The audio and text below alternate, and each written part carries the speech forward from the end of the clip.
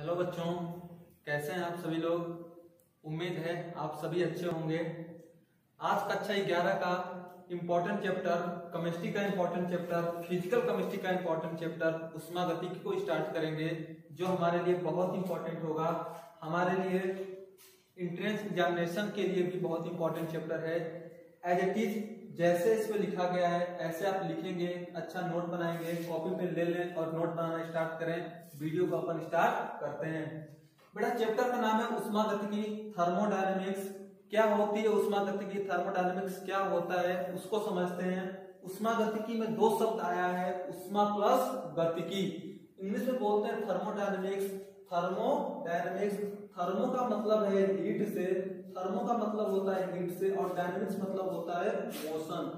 Dynamics मतलब motion, यानी heat के दौरान, हीट के अंदर जो भी मोशन होती है उसका अपन स्टडी करते हैं। किसमें? थर्मोडायनेमिक्स के बारे में या हीट ट्रांसफर के बारे में अध्ययन करते हैं।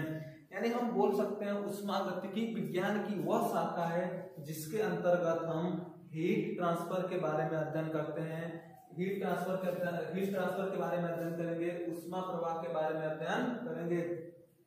यानी बोल सकते हैं branch of science in which we study about the transformation of heat known as thermodynamics. Heat के ट्रांसफर के बारे में अध्ययन करेंगे कि हीट कैसे एक समय से दूसरे स्थान तक जाएगी। ऊर्जा के बारे में बात करेंगे कि ऊर्जा परिवर्तन कैसे होगा, कैसे प्रक्रम कराएंगे।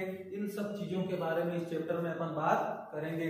ये तो था उष्मागतिकी की परिभाषा, यानी branch of science in which we study about the transformation of heat known as thermodynamics. Thermodynamics physics का ही भी टॉपिक है और केमिस्ट्री का भी टॉपिक है, लगभग सेम टॉपिक है। इस पे बारे में हम अध्ययन करेंगे, लेकिन फिलहाल अभी हम केमिस्ट्री का उष्मागतिकी स्टार्ट करने जा रहे हैं। इसमें हम सबसे पहले समझेंगे तंत्र या निकाय, जिसे सिस्टम भी बोला जाता है। कि तंत्र क्या होता है, जिसे निकाय इंग्लिश में सिस्टम भी बोला जाता है। कि तंत्र या निकाय होता क्या है। तो जो हमारे इन्वेस्टिगेशन के अंतर्गत आता है, जिसपे हम अध्ययन कर सकते हैं। जैसे हम इस क्लास में खड़े हैं, कोई एक टॉपिक उठा लें, कोई एक ऑब्जेक्ट उठा लें, उस ऑब्जेक्ट के बारे में हम अध्ययन करना स्टार्ट कर दें। जैसे अपने हम किसी बुक को ले लें, इस बुक में क्या लिखा गया है, कितने चैप्टर हैं, इन सब बारे में इन्वेस्टिगेशन कर रहे हैं। अर्थात वो बुक हमारे लिए क्या होगी, तंत्र का काम करेगी, सिस्टम का कार्य करेगी। जैसे हम एक गिलास पानी ले लें, उस पानी के गिलास को यदि हम देखें, उस पानी के गिलास के अंदर जल भरा गया है, उसका तापमान कितना है, उसका घनत्व कितना है, यानी हम उसके बारे में क्या कर रहे हैं, इन्वेस्टिगेशन कर रहे हैं, स्टडी कर रहे हैं। यानी जो इन्वेस्टिगेशन के अंतर्गत आता है वो तंत्र कहलाता है, सिस्टम कहलाता है। उसके बाद हम बात करेंगे किसके बारे में, परिवेश के बारे में, सराउंडिंग के बारे में। क्या सराउंडिंग क्या होता है, तो हमने बोला कि जो हमारे इन्वेस्टिगेशन के अंतर्गत आता है उसे हम सिस्टम के अंतर्गत रखते हैं। जैसे गिलास का पानी, बर्फ का टुकड़ा, या जिसपे हम अध्ययन करते हैं, वो सब चीजें किसके अंतर्गत आती हैं, तंत्र या सिस्टम के अंतर्गत आती हैं। तो सराउंडिंग क्या होता है, तंत्र के अलावा, सिस्टम के अलावा ब्रह्मांड का संपूर्ण भाग किसके अंतर्गत आता है, परिवेश के अंतर्गत आता है, या सराउंडिंग उसको बोलते हैं। यानी हम बोलेंगे तंत्र के अतिरिक्त संपूर्ण ब्रह्मांड का भाग परिवेश कहलाता है। और तंत्र की सुटेबल परिभाषा क्या बोलेंगे, तंत्र की सुटेबल परिभाषा ये होगी कि जिसपे अध्ययन किया जा सके, या जो अध्ययन के अंतर्गत आता है उसे हम तंत्र बोलते हैं, सिस्टम बोलते हैं। या तंत्र के अलावा जो संपूर्ण ब्रह्मांड का भाग होगा उसे हम क्या बोलते हैं, सराउंडिंग बोलते हैं। यानी यहाँ पे हम मैथ लगाना चाहें तो हम बोल सकते हैं संपूर्ण जो ब्रह्मांड होगा, संपूर्ण ब्रह्मांड होगा किससे मिलके बना होगा, तंत्र प्लस तंत्र प्लस परिवेश। यानी जो संपूर्ण ब्रह्मांड होगा किससे मिलके बना होगा, तंत्र और परिवेश से मिलके बना होगा। ये था तंत्र, परिवेश और ब्रह्मांड। इन सब चीजों के बारे में बात कर लिए। तो हम अभी बताए थे कि तंत्र के बारे में अध्ययन करेंगे। तो तंत्र के बारे में अध्ययन करने से पहले उस सिस्टम के प्रॉपर्टीज के बारे में अध्ययन करते हैं। हम पढ़ेंगे तंत्र के गुणधर्म, properties of system. Properties of system में कई प्रकार के प्रॉपर्टीज पढ़ेंगे, जैसे intensive properties, extensive properties, state function, path function. यानी गहन गुणधर्म, विस्तीर्ण गुणधर्म, अवस्था फलन, पथ फलन, आपके लिए बहुत ज्यादा इंपॉर्टेंट। ये कौन? तंत्र के गुणधर्म। आपसे डायरेक्ट क्वेश्चन पूछे जाएंगे। In which of the following is state function, in which of the following is extensive properties, ऐसे करके क्वेश्चन पूछे जाएंगे। एग्जाम्पल आपको याद होने चाहिए। तो सबसे पहला गुणधर्म पढ़ते हैं हम, गहन गुणधर्म, इंटेंसिव प्रॉपर्टीज। यानी गहन गुणधर्म होता क्या है? ऐसा गुणधर्म जो पदार्थ की मात्रा पर निर्भर नहीं करता है, अमाउंट ऑफ मटेरियल पर डिपेंड नहीं करता। यानी कहने का मतलब it doesn't depend on amount of material, पदार्थ की मात्रा पर डिपेंड नहीं करता है। कौन? गहन गुणधर्म। यानी पदार्थ की मात्रा कम होगी या ज्यादा होगी, इसका मान जो होगा वो हमेशा समान ही रहेगा। जैसे 1 लीटर आप जल ले लो या 1000 लीटर जल ले लो, जल का घनत्व तो हमेशा क्या रहता है? समान ही रहता है। यानी कहने का मतलब ऐसा गुणधर्म जो मात्रा पर निर्भर न करे। यानी घनत्व तो एक प्रकार का कैसा गुणधर्म है? डी से डिनोट करते हैं। इसे कैसा गुणधर्म है? ये गहन गुणधर्म है, इंटेंसिव प्रॉपर्टीज है। ठीक है। उसके बाद बात करें तापमान के बारे में, तो तापमान भी एक कैसा गुणधर्म है? गहन गुणधर्म है, मात्रा पर निर्भर नहीं करता।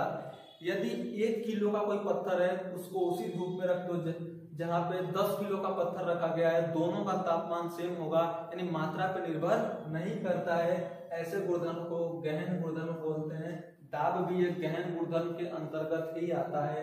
यानी गहन गुणधर्म हमारे लिए उतना इंपॉर्टेंट है, इसका एग्जाम्पल उससे भी कहीं इंपॉर्टेंट है। कौन कौन? घनत्व, तापमान, दाब इत्यादि कौन से गुणधर्म है?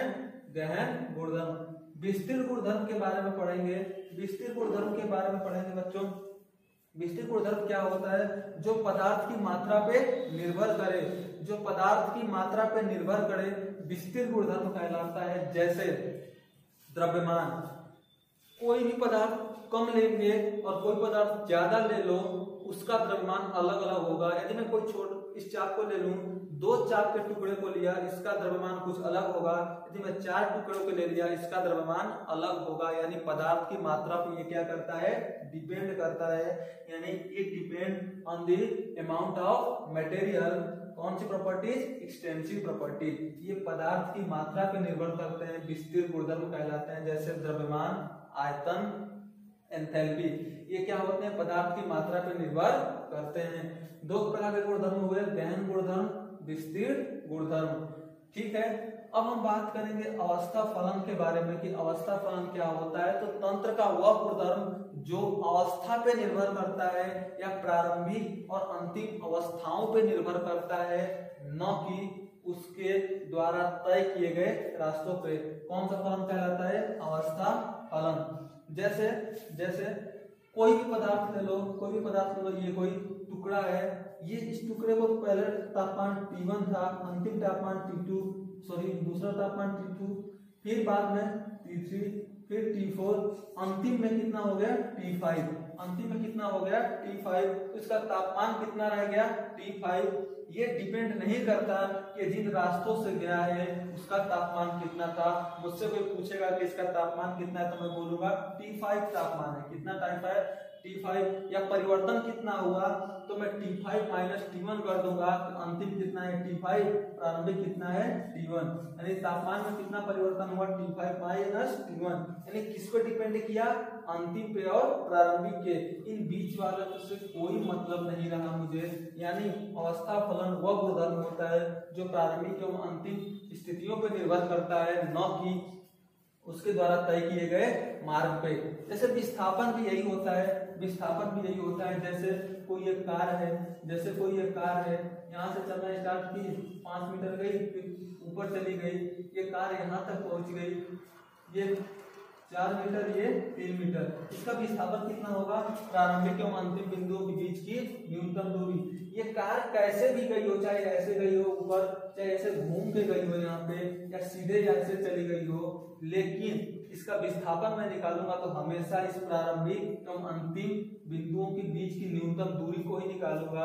यानी कहने का मतलब विस्थापन भी कैसी राशि है? अवस्था फलन। कौन सा फंक्शन है? State function. पथ फलन क्या होता है? जो मार्ग पे निर्भर करता है, जैसे कार्य और दूरी। यहाँ पे विस्थापन तो अवस्था फलन था, प्रारंभिक एवं अंतिम बिंदुओं पर निर्भर किया, लेकिन मैं दूरी पूछूं तो आप कितना ऐड करोगे, 4 + 3 कितना 7, यानी कैसे कैसे पथ से होके गया निर्भर करता है, तो पथ फलन कहलाएगा। जैसे कार्य भी होता है बल गुणे दूरी, यानी बल और दूरी, क्या दूरी कितनी होगी उस पर डिपेंड करेगा, यानी कार्य में कौन सी राशि हुई, पथ फलन। यानी हम कह सकते हैं, एक बार डिफिनेशन इसका फिर से सुन लीजिए, गहन गुणधर्म जो पदार्थ की मात्रा पर निर्भर नहीं करता। कैसे याद करेंगे सर, गहन अंत में न यानी नहीं निर्भर करेगा, गहन गुणधर्म निर्भर नहीं करता है, जैसे घनत्व, तापमान, दाब इत्यादि। विस्तीर्ण गुणधर्म जो पदार्थ की मात्रा पर निर्भर करता है, जैसे द्रव्यमान, आयतन, एंथैल्पी। अवस्था फलन उसके एग्जांपल तापमान, ऊष्मा और विस्थापन। पथ फलन कार्य और डिस्टेंस। आपके लिए बहुत इंपॉर्टेंट इनके एग्जांपल हैं, एग्जांपल अच्छे से याद कर लेंगे आप कि किनके किनके एग्जांपल है। अच्छे अच्छे क्वेश्चन पूछे जाते हैं कि गहन गुणधर्म का एग्जांपल बताएं, अवस्था फलन का एग्जांपल बताएं, पथ फलन का एग्जांपल बताएं, या निम्न में से कौन सा पथ फलन है, in which of the following is extensive और इंटेंसिव, ऐसे क्वेश्चन आपसे पूछे जाएंगे। अब तक हमने क्या देखा, तंत्र के गुणधर्म, प्रॉपर्टीज ऑफ सिस्टम। अब हम तंत्र के प्रक्रम पढ़ेंगे, प्रोसेस ऑफ सिस्टम पढ़ेंगे कि सिस्टम में कौन कौन से प्रोसेस चलते हैं। उसमें सबसे पहले हम समतापी प्रक्रम पढ़ेंगे, आइसोथर्मल प्रोसेस। दूसरा प्रक्रम हम समदाबी प्रक्रम पढ़ेंगे, आइसोबारिक प्रोसेस। तीसरा पढ़ेंगे हम सम आयतनिक प्रक्रम, आइसोकोरिक प्रोसेस। और लास्ट होगा एडियाबेटिक प्रोसेस। ठीक है, इन सब चीजों के बारे में हम पढ़ते हैं। सबसे पहले हम समायतनिक प्रक्रम के बारे में, समतापीय प्रक्रम के बारे में पढ़ेंगे, आइसोथर्मल प्रोसेस के बारे में पढ़ेंगे। नाम से ही स्पष्ट करिए, हिंदी में लिखा है समतापीय, यानी इसमें समान क्या होगा, तापमान, यानी ऐसा प्रक्रम जिसमें तापमान क्या होता है, समान होता है, समतापीय प्रक्रम कहलाता है। तापमान समान होने का मतलब क्या, प्रारंभिक तापमान भी और अंतिम तापमान दोनों क्या हो, समान हो। यदि प्रारंभिक तापमान T1 अंतिम तापमान T2 हो, तो मैं बताया हूं प्रारंभिक और अंतिम तापमान कितना होता है, समान होता है। तो डेल्टा T का मान मैं निकालना चाहूं, यानी तापमान परिवर्तन का मान निकालना चाहूं, तो परिवर्तन होगा अंतिम तापमान माइनस प्रारंभिक तापमान। अंतिम भी वही है जो प्रारंभिक है, क्यों, क्योंकि लिखा गया समतापी प्रक्रम, यानी ये दोनों समान हैं। इस समान में से समान घटाएंगे कितना मिलेगा, 0।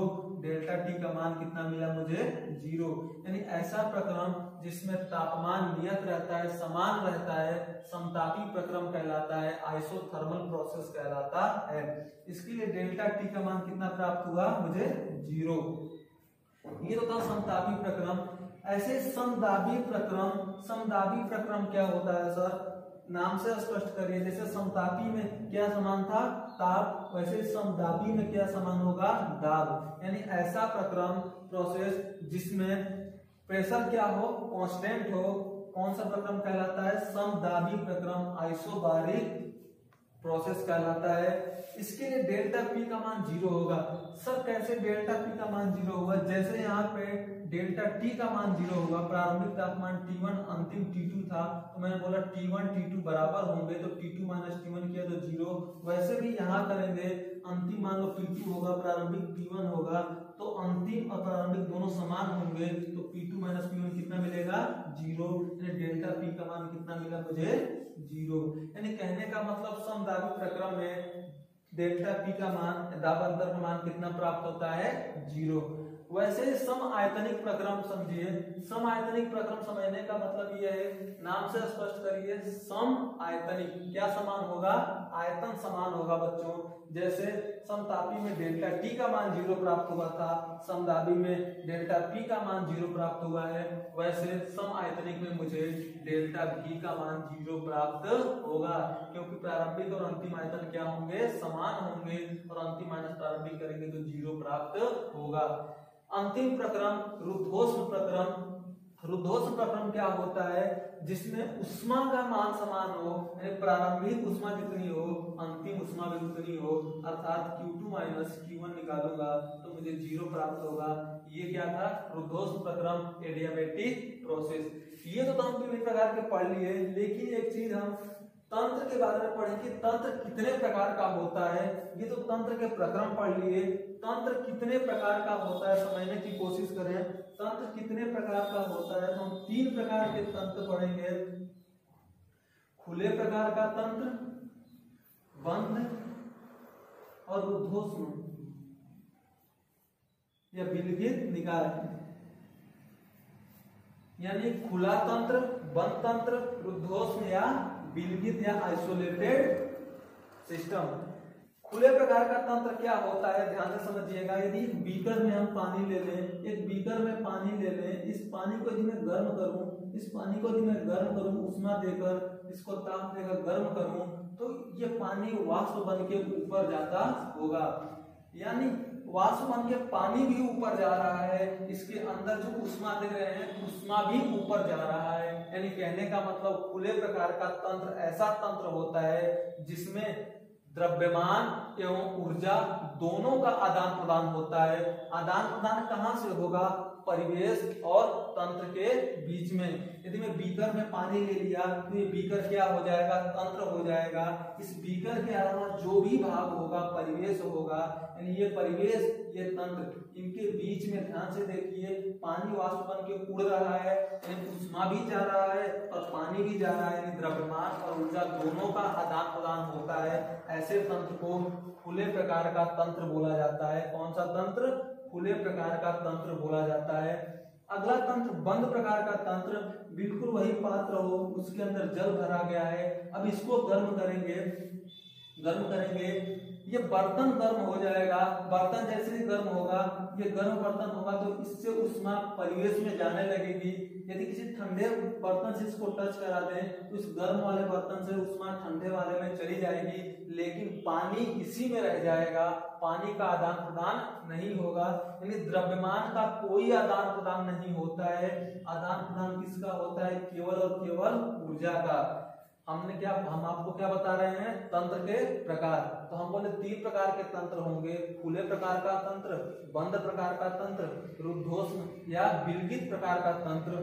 खुले प्रकार के तंत्र में ऊर्जा भी आदान प्रदान होगी, उष्मा भी आदान प्रदान होगी, लेकिन बंद में केवल ऊर्जा आदान प्रदान होगी, उष्मा द्रव्यमान का कोई आदान प्रदान एक्सचेंज नहीं होगा। यदि रुद्धोष्म प्रकार के तंत्र के बारे में बात करें तो रुद्धोष्म प्रकार के तंत्र में न तो ऊर्जा का आदान प्रदान होगा, न ही द्रव्यमान का आदान प्रदान होगा। न तो ऊर्जा का आदान प्रदान होगा, न ही द्रव्यमान, यानी इसके अंदर जितनी ऊर्जा है आप कितना भी परिवर्तन करा लो, वो द्रव्यमान इसी में रह जाएगा, उष्मा इसी में रह जाएगी। यानी न तो ऊर्जा का आदान प्रदान होगा, न तो द्रव्यमान का आदान प्रदान होगा।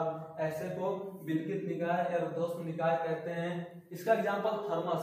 थर्मस के अंदर आप कुछ भी भर दो, दूध भर दो या चाय भर दो, वो उसकी मात्रा भी वही रहती है और वो चाय गर्म भी रहता है। अर्थात कहने का मतलब न तो ऊर्जा का आदान प्रदान हुआ, न तो द्रव्यमान का। ये था उष्मागतिकी के छोटे छोटे टर्म्स।